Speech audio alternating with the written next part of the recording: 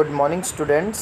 SST 9th class जिसमें हम economics अर्थशास्त्र का फर्स्ट चैप्टर रीड आउट कर रहे हैं। हम इसके 3 पॉइंट्स जो हैं चैप्टर के 3 टॉपिक्स रीड आउट कर चुके हैं। आज हम इसका 4 टॉपिक पालमपुर के किसानों में भूमि किस प्रकार वितरित है, how is land distributed between the farmer of Palampur, कि जो पालमपुर में ज़मीन है वो किस तरह से डिवाइड है सभी किसानों के बीच में, वो हम आज रीड आउट करेंगे और इससे आगे वाले भी कुछ टॉपिक रीड आउट करेंगे। आपने यह जान लिया होगा कि खेती के लिए भूमि कितनी महत्वपूर्ण है। You must have realised how important land is for farming. Means अगर आपको फार्मिंग करनी है तो लैंड कितनी ज़रूरी है। सबसे मेन रिसोर्स लैंड है, उसके लिए ज़मीन है। और एक ख़ास बात ये भी है कि अगर किसी देश के अंदर खेती ही नहीं होगी, फार्मिंग ही नहीं होगी, तो वो देश भी नहीं चल पाएगा। मीन्स जो खेती है, जो फार्मिंग है, वो सबसे मेन पॉइंट होता है किसी भी कंट्री का। जो इकोनॉमिकल स्ट्रक्चर प्रिपेयर होता है वो एग्रीकल्चर की वजह से ही होता है, फार्मिंग की वजह से ही होता है, जो फार्मर्स होते हैं उनकी वजह से। आगे हम रीड करते हैं। Unfortunately not all the above engaged in not all the people engaged in agriculture have sufficient land for cultivation. In Palampur, about 1/3 of 450 families are landless. It is that is 150 families. Most of them Dalits have no land for cultivation. यह कहता है कि दुर्भाग्यवश खेती के काम में लगे सभी लोगों के पास खेती के लिए पर्याप्त भूमि नहीं है। मीन्स जो खेती के काम में वहाँ लग रहे हैं ना, ये नहीं कि उन सभी के पास ज़मीन है, नहीं, उनमें से बहुत सारे लोगों के पास ज़मीन नहीं है। पालमपुर में हमने पढ़ा था कि 450 फैमिलीज़ है टोटल। अब उन 450 फैमिली का 1/3 तो क्या है, दलित लोगों का है। और उन दलित लोगों के पास फसल उगाने के लिए, कल्टीवेशन के लिए, खेती करने के लिए कोई ज़मीन नहीं है। और 1/3 कितना हुआ, 450 का 150, मतलब 150 फैमिली जो हैं वो दलित परिवारों की है और इनके पास कोई ज़मीन नहीं है।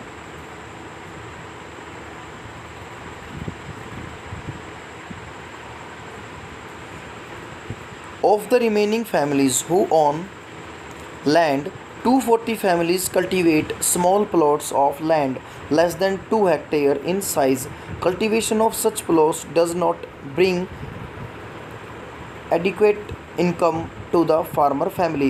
यह कहते हैं कि जो बचे हुए लोग हैं, मीन्स बाकी जो परिवार है 240, उन 240 परिवारों के पास ज़मीन तो है, लेकिन उनमें से कई परिवार ऐसे हैं जिनके पास 2 हेक्टेयर से भी कम ज़मीन है। मतलब एक छोटा सा प्लॉट मान सकते हो, छोटा सा ज़मीन का टुकड़ा है और उस टुकड़े पर खेती तो करते हैं बेचारे, लेकिन इतनी भी आमदनी नहीं होती कि वो अपने परिवार का जो खर्चा है वो अच्छे से चला सके।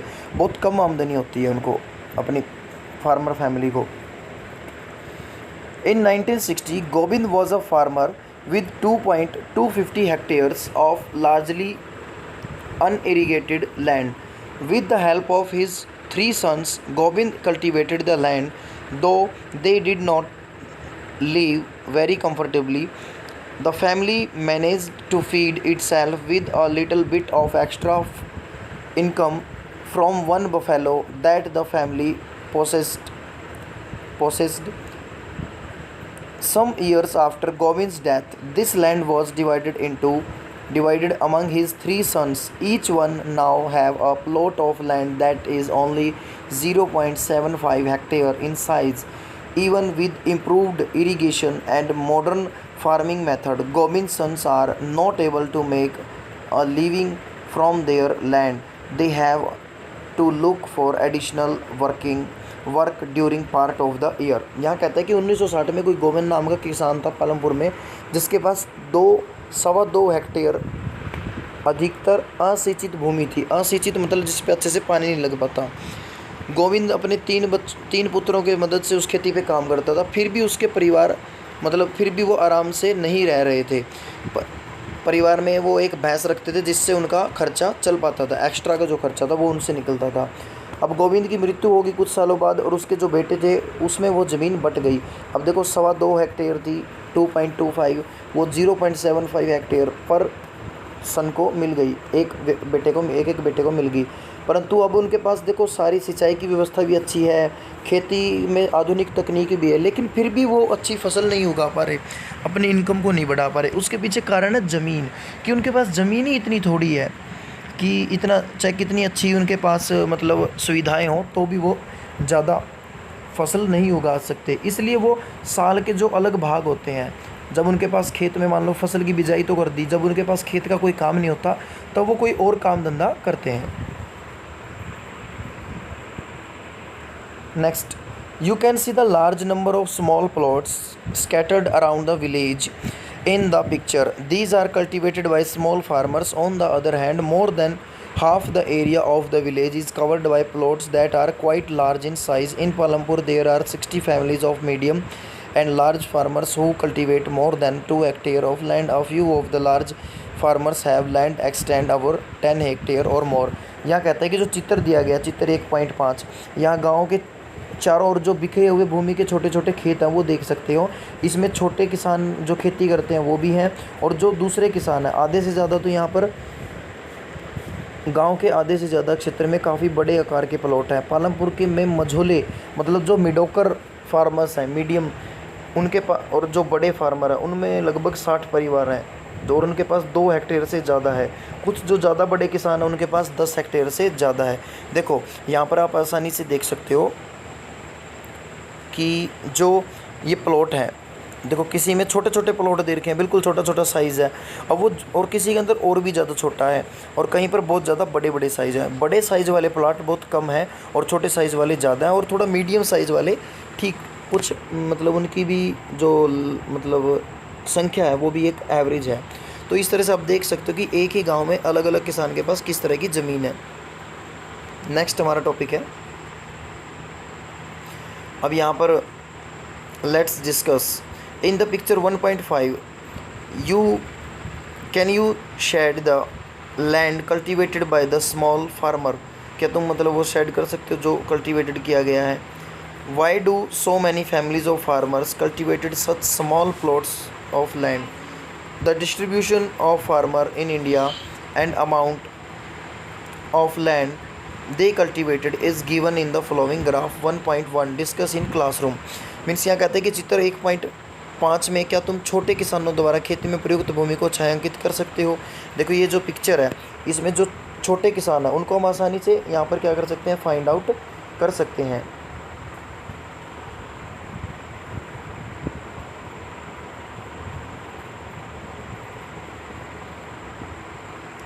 जो ये एरिया है, देखो मैं जूम करके थोड़ा दिखा देता हूँ, ये जो अब ये देखो ये बिल्कुल छोटे किसानों का एरिया आ गया, मीन्स जिन छोटे किसान हैं उनके पास है। फिर ये कोई बड़ा किसान है, ये किसी बड़े किसान की ज़मीन है, ये जो एरिया है ये सारा बड़े किसानों का हो गया। तो इस तरह से हम सारा आसानी से पहचान सकते हैं।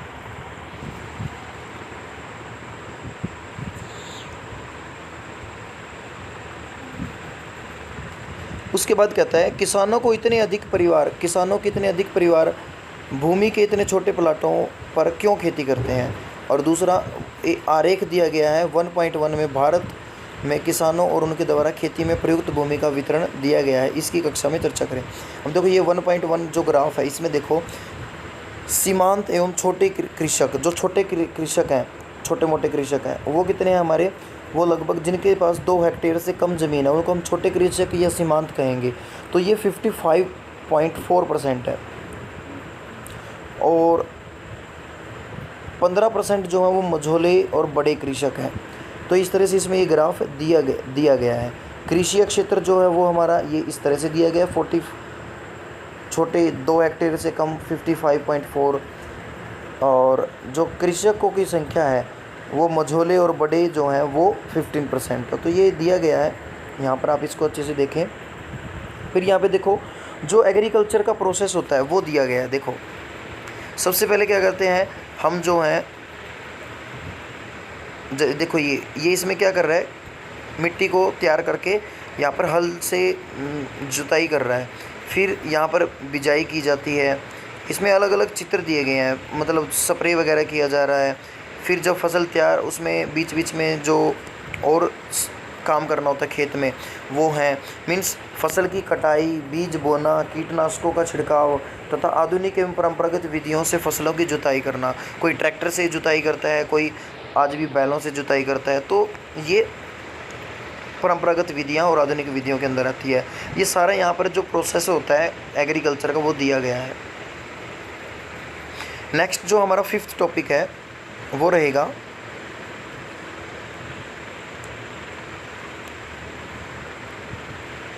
फिफ्थ टॉपिक, श्रम की व्यवस्था कौन करेगा, means who will provide the labour. अब जो लेबर चाहिए उसकी व्यवस्था कहाँ से होगी।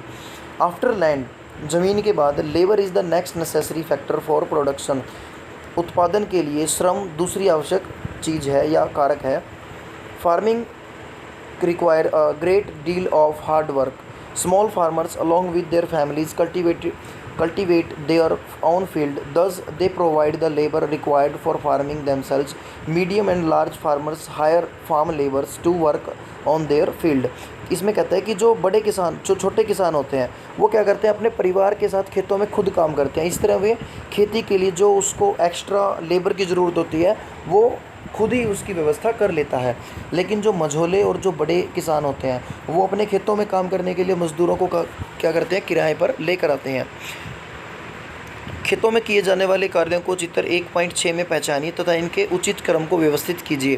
देखो यहाँ पर सीक्वेंस दी, यहाँ पर पिक्चर दी गई है। इन पिक्चर्स को बेटा आपको क्या करना है, सीक्वेंस में लगाना है। देखो सबसे पहले क्या किया जाता है, सबसे पहले खेत की जुताई की जाती है, फिर उसके अंदर बीज बोया जाता है, मतलब मीन्स बुआई का काम होता है।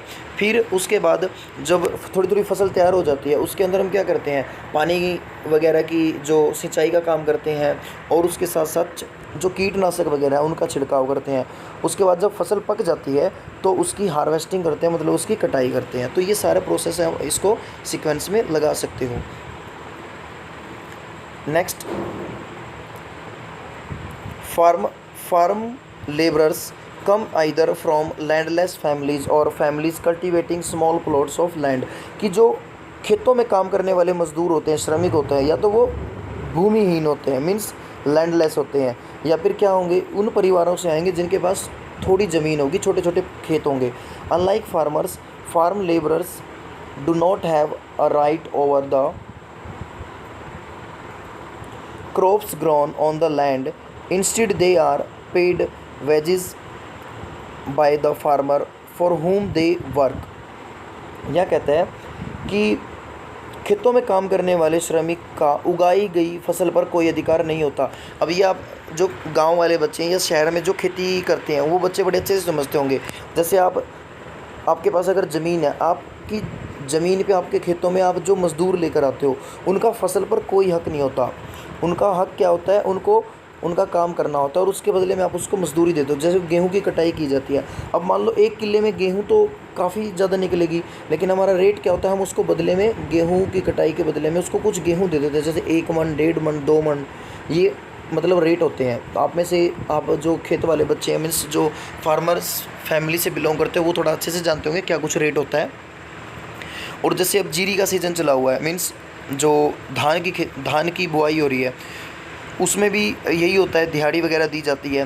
तो उस पर जो काम करने वाले लेबर होते हैं उसका ज़मीन पर कोई हक नहीं होता जैसा किसानों का होता है, बल्कि उन्हें उन किसानों द्वारा मजदूरी मिलती है जिनके लिए वे काम करते हैं, मीन्स जिनके लिए वो मजदूरी करते हैं उसके लिए उन्हें पैसा दिया जाता है। मजदूरी नकद या वस्तु जैसे अनाज के रूप में हो सकती है। मीन्स यहाँ कहता है कि wages can be in cash और in kind, example crop. Means जैसे गेहूँ है, गेहूँ के टाइम में सीज़न में हम क्या करते हैं, लगभग जो हमारे यहाँ मज़दूर काम करते हैं उनको गेहूँ ही रिटर्न में दे देते हैं। जैसे 1 किले पे रेट कर दिया 1.5 मन या 2 मन, ठीक है। और जो धान की खेती होती है उसमें लगभग हम दिहाड़ी वाला सिस्टम करते हैं। कपास में क्या करते हैं, कपास में भी हम पैसे देते हैं बदले में, जैसे 50 रुपये मन, 50 रुपये मन नहीं, 50 रुपये धड़ी। धड़ी का मतलब होता है बेटा 5 किलो। जो 5 किलो जब कोई चीज़ का वेट हो जाता है तो हम उसको धड़ी बोलते हैं।